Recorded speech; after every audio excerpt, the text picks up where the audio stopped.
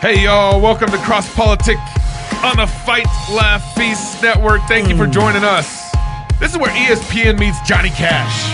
Right here. I'm just sitting here reading my Shorter Catechism Explained from Scripture by Thomas Vincent. Okay. Ooh. All right, well, pay attention to the show. Just a little bit. I want to do what he's doing. Hold on, cut this music. Let's just have a shorter catechism moment. Okay. What you got? I had this great introduction. That's okay. I'll plan it out. Which is the seventh commandment. The seventh commandment is thou shalt not commit adultery. Preach, preacher. What is required in the seventh commandment? Let's find out. The seventh commandment requireth the preservation of our own and our neighbor's chastity in heart, speech, and behavior. Own and neighbors? So say we all, amen. What was your intro? I'm done, man. Okay. We're going to talk about a bunch of stuff. It's really cool. But did you If you're guys... single, get married. If you're married, have kids. If you have kids. And if you have kids. Go baptize your kids if you have children. Jason Farley's back on our network. He had to take a couple weeks off. He's wrapping up school. I know. But man, he had an episode this week where he was talking about how Christians find humanity in kind of two areas. One is in baptizing our babies. Ooh. So we believe in Christians believe that their children are sanctified by God, and we find humanity in how we First Corinthians 7. baptizing our babies, right? And then secondly, and he actually connected this even to another point too, we find humanity in worshiping our Creator. Yeah. And the thing I thought that his best, just really great point in all this, he said one of the ways we build society, or the way to build society, is through worship. Amen. Because what happens is all the people of God gather together on Sunday, and they're worshiping the one true God. Yeah. And so all our subjective thoughts and ideas and feelings come together on Sunday to anchor in that truth. Yeah. And that's the only way you can begin to build society, is start with that truth there. And then we listen to each other, and then we hear each other, then we debate each other based off what happens on Sunday. Well, you become like what you worship. That's Yeah. right. And so we are image bearers. And and whatever you want to do as a human being, it's either going to reflect your creator, the one in whose image you are made, or it's going to be some distortion, some false god. Yeah. No, So- that's right. So Building either you're families, going to have building churches, building the society, whatever it is that you're building, you have to begin with worship. And it needs to be worshiping the true God, the triune God. Right. I thought when you said Jason Farley had an episode this week, you were going to point out that he was sending around some like dance video. I mean, that was ridiculous. Yeah. Where was your wife? Yeah, for real. Aaron? Who loves you? Come on now. Where are your kids? Come on. And your children. I want to know who's recording this. I hope know. it was self-inflicted. Who was holding the camera? Yeah, so I don't know. I don't know. If but anybody on the network participates in this, You're fired. cancel. That's all I'm saying. Yeah. Well, anyways, either you build a relativistic society by worshiping polytheism or whatever, or you build a society that can get at truth Yeah. through worshiping Jesus Christ. And worship is inescapable. You can't That's right. not worship. That's what you're designed to. yeah, It's we inside of are. human code. That's actually what we are. We're Yeah, worshiping worshipers. beings. Yep. Yeah. So did you guys watch? So if you're single, get married. And if We're you're done. married, have kids. I'm trying to get to the Go news. baptize your kids if you have children. We're just gonna start here. You don't feel like a victim. I was not thrown on the ground and ravished. Which the word rape carries so many sexual connotations. This was not sexual. It hurt. It just Well, I think most people think of rape as it is a violent assault. It is not. I think most people think of rape as being sexy. Let's take a short break. Think of the fantasies. We're just going to take a quick break. If you can stick around, we'll talk more on the other side. You're fascinating to talk to. This is Trump's latest accuser, Jean Carroll, and she was interviewed here on Anderson Cooper, and then that's what she said. And when I first saw the interview, I felt bad for her when she said that. I was like, Is that why you're crying right now? What if I got my allergies, man? Oh. They're just constantly. I just thought you were felt I'm moved. constantly tearing up. He's but crying. my first response was, man, what have men done to her for her to articulate that? And then I brought that up to you, and then your point was, Oh, you're just going to throw me out there like that? I did. I thought Pastor Toby wanted to comment on the fact that Anderson Cooper was all shaken up. That's what I wanted to say. I was like, I mean, what do you got to do to be like, Commercial break. We'll come back. We'll come back. Hey, and he's a pro. Yeah, Anderson Cooper. I mean, he's a pro. He's been in the biz. He knows what he's doing. I mean, he's queer as a $3 bill, and like, I mean, you don't. I mean, how do you throw off, you know, that guy, Dr. Queer? For real. I mean, he's smooth. He's slick. Yep. You know, he's camp. You know. Yeah, I thought Anderson was just trying to save those sponsors. It's like, we need those sponsors. No, but that's the thing is actually, I think so. She opened the can of poop. Yeah. Yes. That's what she did. Yes. So everybody's carrying around these cans of poop. Right. Preach. And everybody's smiling and all happy and pretty and getting their bow ties on. Yeah.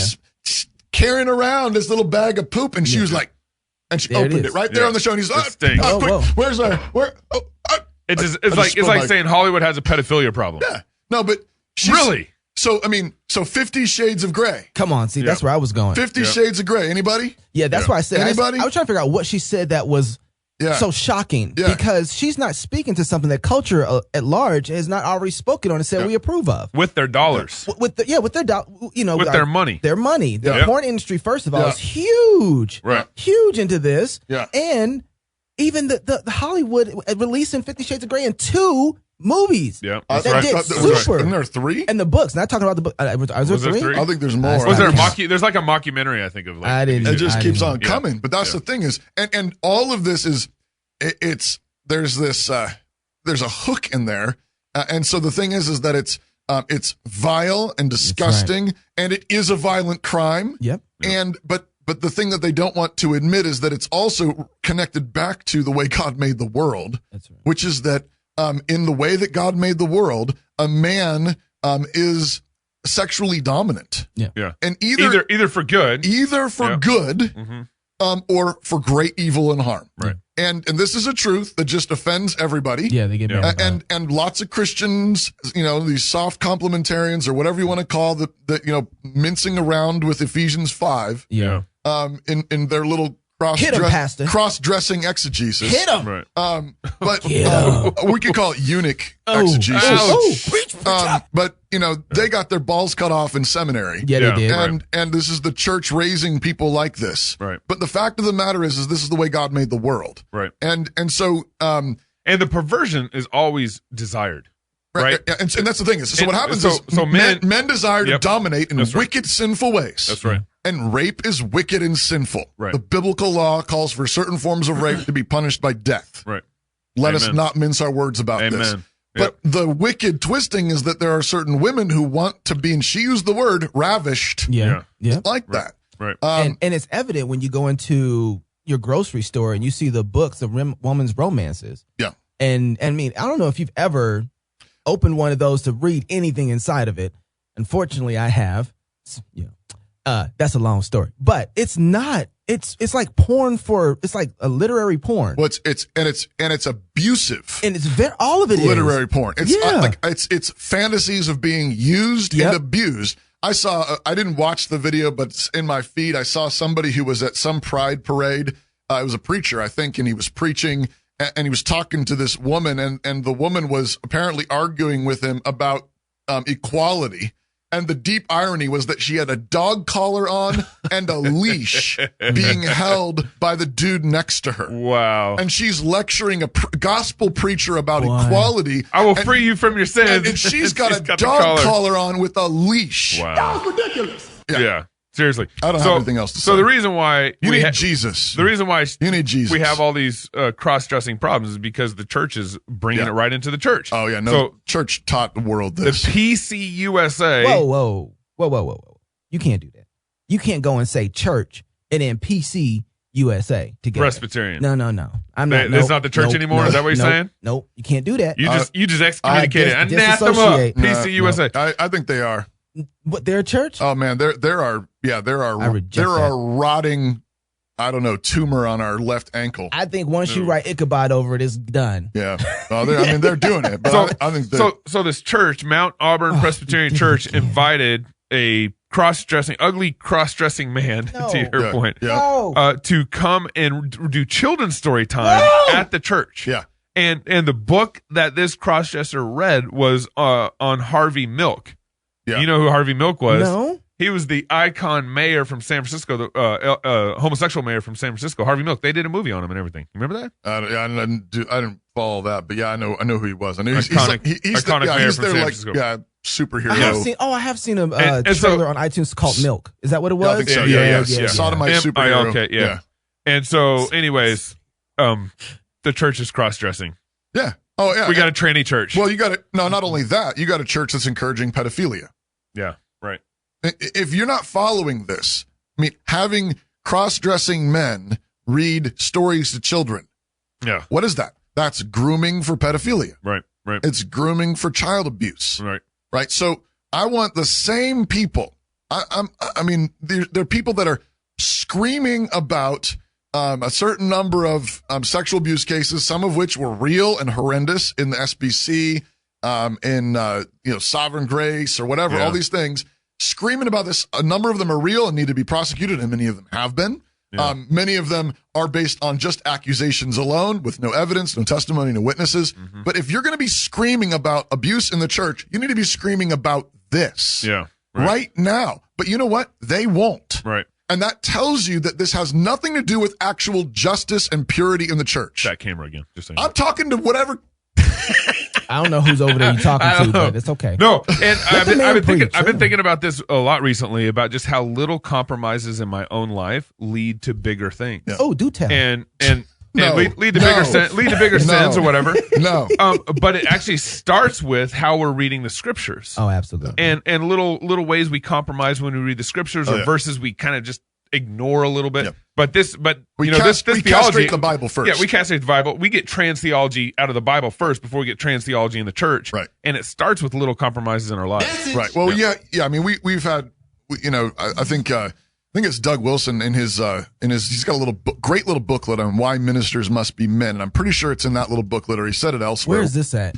You can probably find it at Canon. I don't know. But I want that booklet. It's a little booklet. It's like 30 pages long. Why ministers must be men. But he said that it was actually men acting like women in the pulpit that granted it granted the world the argument. Yeah. If men are not men in the pulpit, then why can't women do it? Yeah. Because women are better at being women than men. Right. Yeah. Well, I don't know. Trans men are beating them in sports. But if whatever. But if it basically comes down to being relatable and having good personnel skills and being good administrators, having a great jawline, whatever, then a woman is generally better at that than most men. Yeah. But that's because we don't have a masculine job description for pastor anymore. Yeah. But it's men who were cross-dressing first. Mm-hmm. And they weren't intending to. Yeah.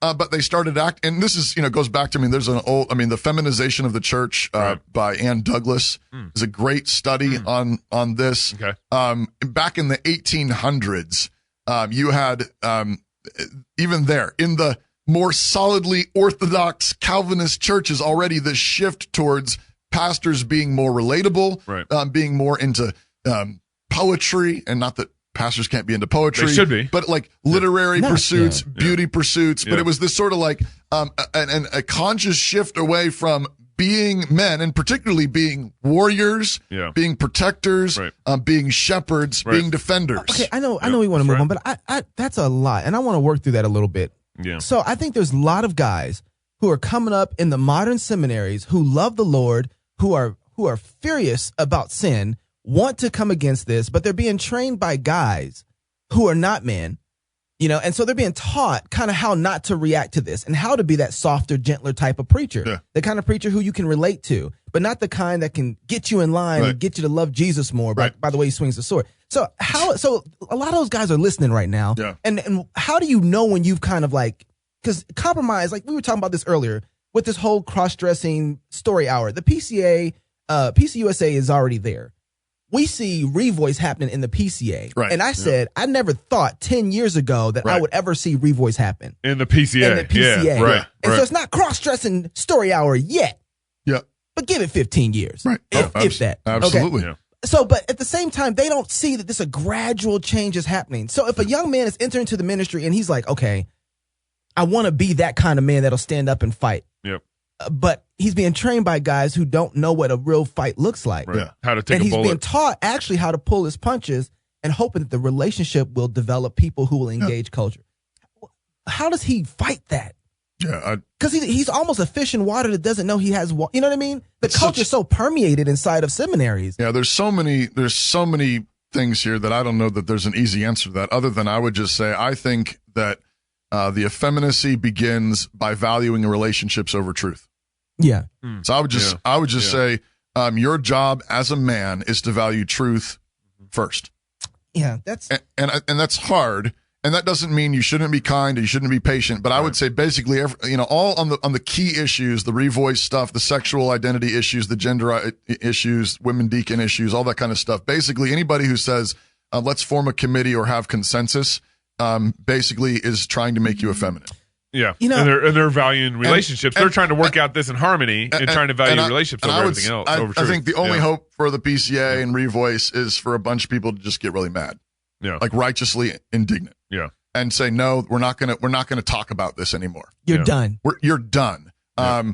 I just saw GA, I think, is meeting this week for PCA. Yes, they are. There is a recommendation to form a study committee. I think it passed for Revoice. Watching C.R. Wiley. Okay. What passed? And maybe it did pass. Okay. The recommendation. Okay. Regardless, but that is going to be appointed by the chair, the moderator, of PCA, Yep. and if that's a lot of power in his hands. Yep. And if you're not getting somebody in there that is going to actually, down. I think it's got a great chance of basically being a muddled mess that basically makes gags everybody. Yeah. So basically, it's sort of like it's going to be a muddled mess that says some true things over here and some horrific things over here, and it's all bound together. In which case, if it passes, they say, "Look, we dealt with that, right? And now you need to be quiet and shut up, or otherwise you're being divisive." Yeah. And I think this is not the moment to be polite and kind. I think this is the moment where you are throwing over tables. Because at what point would you throw over a table? Right. If you're not throwing over a table here, what is it going to take for you to throw over a table? Right. Queer treasure in New Jerusalem. Just keep saying that. Yeah. Queer treasure in the New Jerusalem. Is that going to happen? PCA church sponsored that. Yep. Right. A PCA pastor comes out in Christianity Today. Yeah. As gay. Yeah. Okay. That's how it goes down.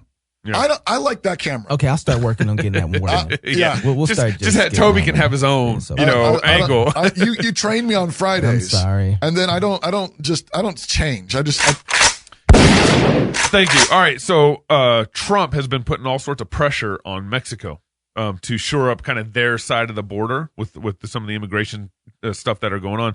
And so Trump finally threatened with 5%. It takes some high-end tariffs, right? Yeah. Basically, he's going to start off at 5% tariffs. Yeah. And so that finally got the attention of the Mexican president. And so he's sending 15,000 troops to the border to keep kind of migration check there. And as I was kind of thinking about this, you started crying over like you don't. I know my eyes just tear, man. My eyes were watery all yesterday too. I know. But it actually kind of made me nervous. I'm like, is that Hitler defending the border? Is that Hitler not letting their people escape from bad economic conditions, drug lords? I mean, is this? I don't know if this is the solution I want to be pushing for if I was Trump.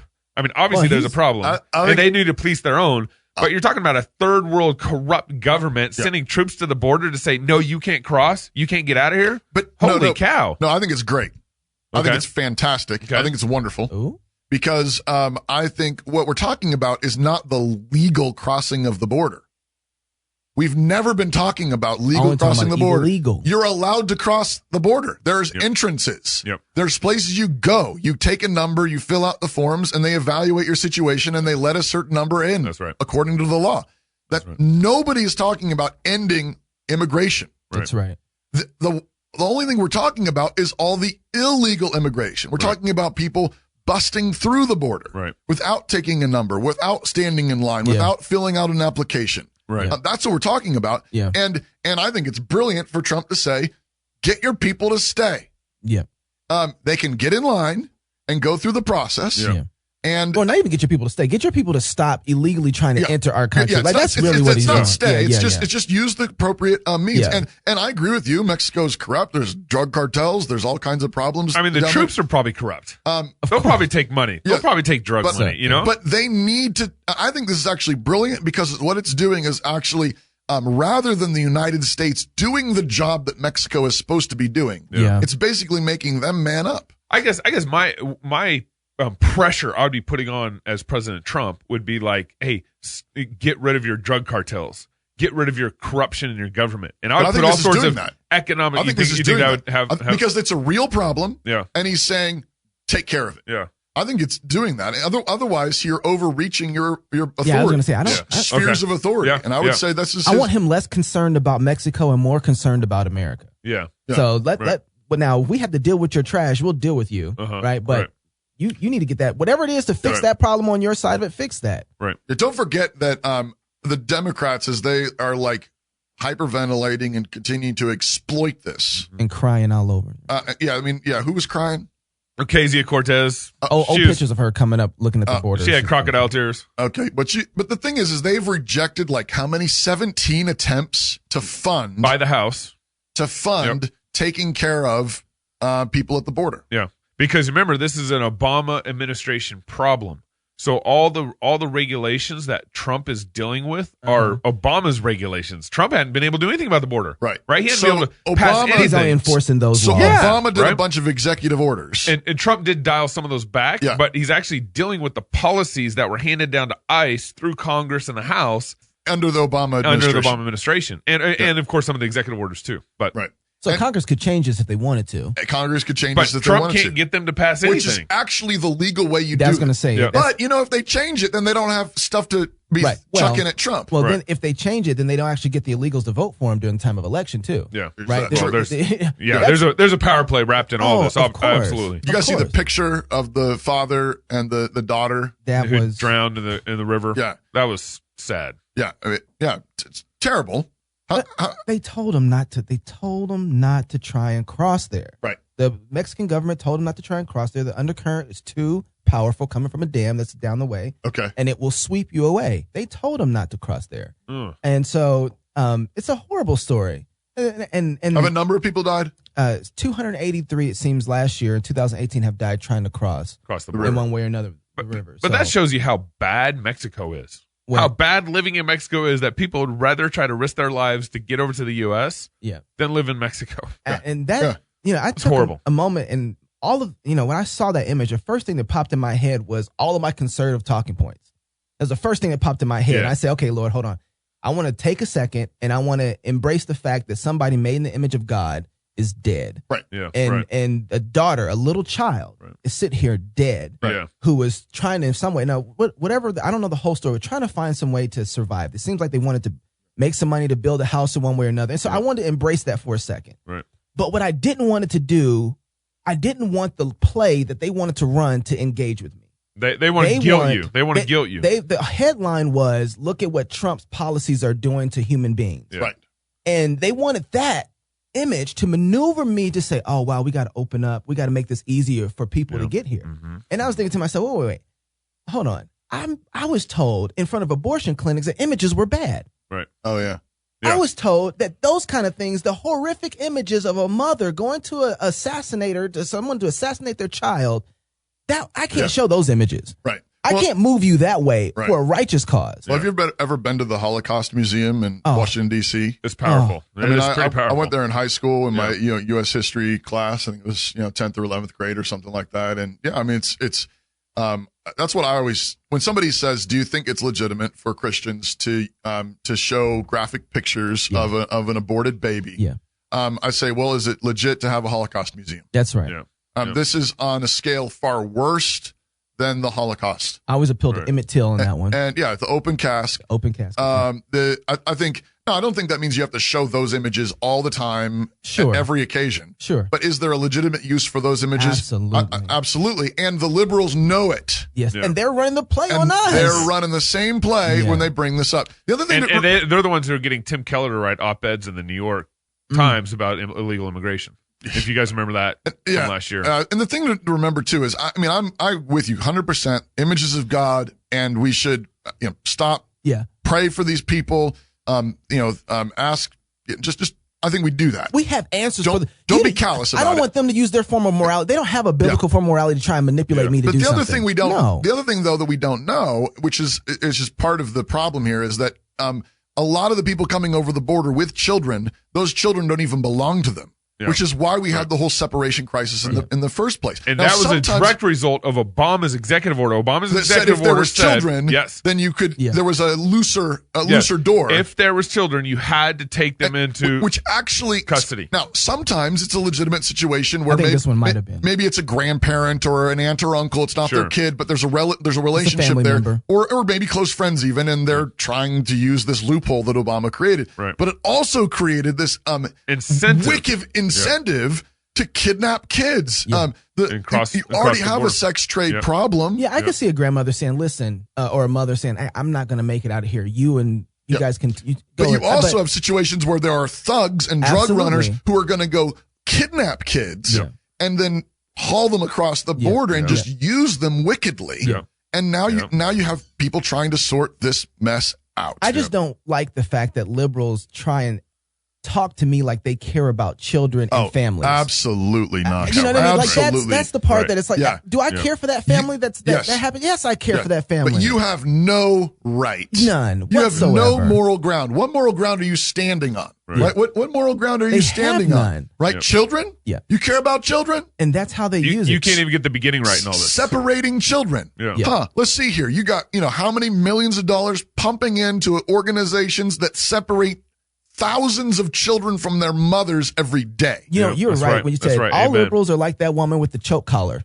They're all that kind of inconsistent. Oh, absolutely. Yeah, they're like the children while they're sitting there killing insisting children that they be murdered. Right. Absolutely. So does the Bible have solutions for immigration? Yes. Does the Bible have solutions for these problems? Yes, it does. But where's your Bible? That's right. You ain't got no Bible. Humanism, that's their Bible. But this goes back to worship, though. Yeah, exactly. That's exactly what I was going to say. They're making it up as they go along. If we can't worship Jesus in spirit and truth here on Sunday morning together as a nation, we ain't going to get it. Well, fundamentally, we have no way to work this out. Fundamentally, if you're not worshiping the triune God, you're worshiping a mirror. Yeah. You're worshiping yourself. You're worshiping your own feelings, which means whatever feels right now is what I'm going to do. Before we go, we got to get to Hunger Games. It is time to walk away from the politics of the past and towards something totally different. People are lining up for food. That's a good thing. I'm a hugger, I'm a kisser, and I'm a little bit of a snip. Raising the minimum wage does not hurt business, it grows business. So proud of you guys. I am Spartacus. Howard Dean. We got it. Thank you. Thank you, the audience. Who says I'm a little bit of a sniffer? That was Biden. But that was not. That was a false Biden. I was going to say it's not really Biden. No, that was from SNL. Oh, I thought they did a better Biden than Biden. Biden. They did a better Biden. And I'm a little bit of a kisser. So we got, I can't believe, even in this last week in Hunger Games 2020, we have Elizabeth Warren. Okay. She's now promoting, she's now Pocahontas. For gay That's reparations. That's Pocahontas. Okay. She's now for gay reparations. We have, wait, stop. Gay reparations. So reparations for. Oh, wow. This is great. For LGBTQ. This is great. Yeah. This is wonderful. This is terrible and wonderful. Obamacare will pay for your sex surgery, and then you need reparations also on top of that. Because of all the pain and suffering and agony you've been through. I hope Ta-Nehisi Coates picks this up. He will. He'll be totally for it. But absolutely, it would be great because I think it's like, we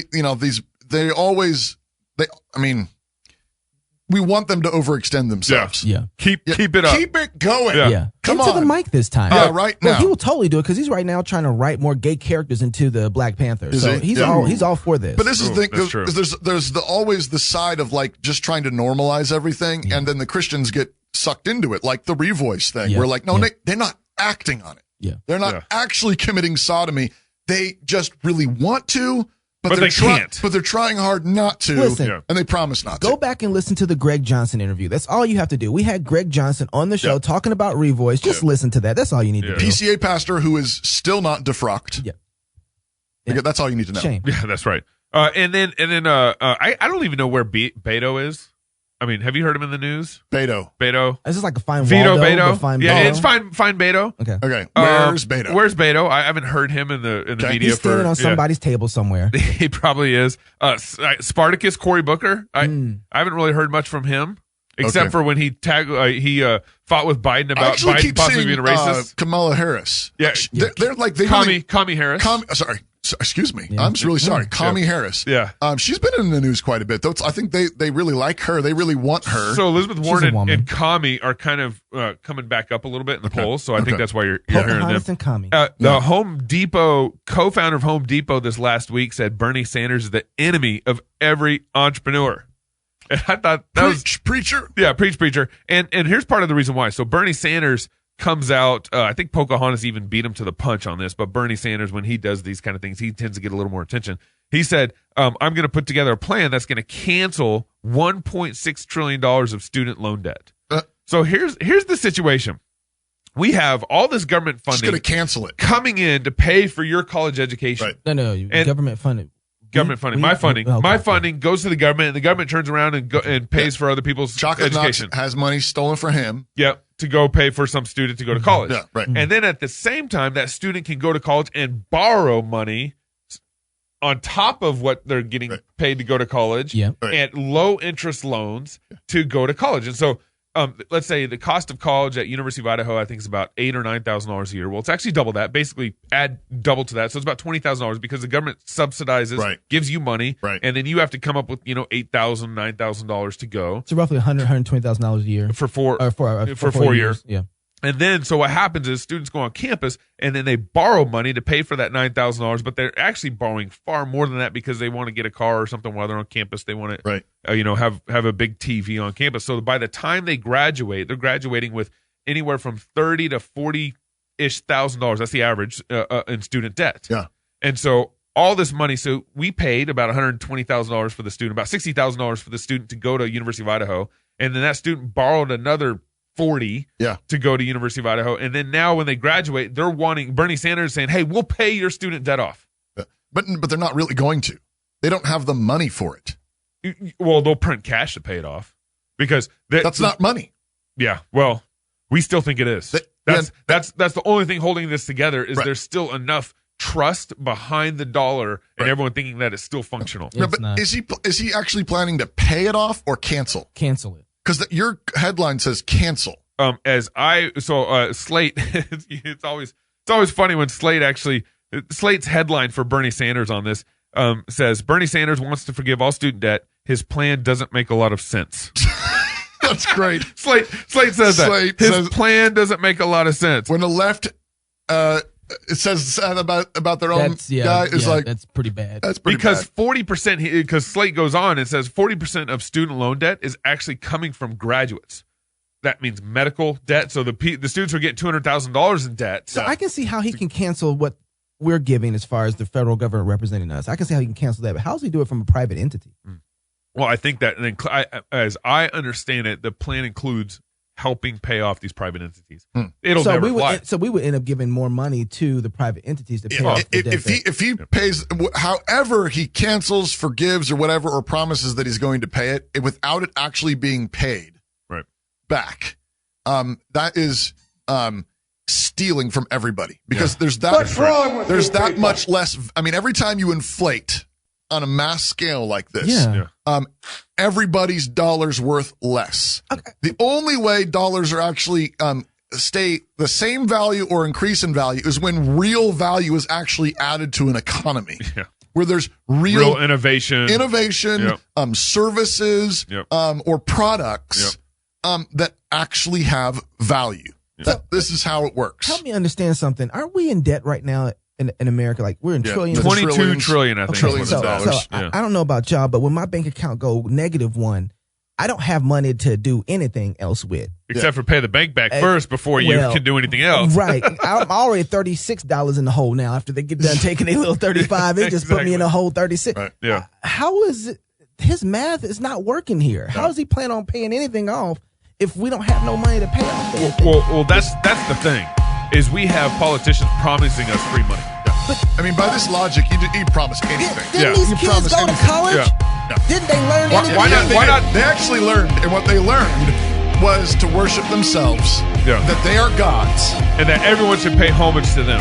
And when you are a god, then you begin to just command things to exist. You know what? Hey, let there be student debt relief. We need to mark off everybody who's believing this. And boys can be girls.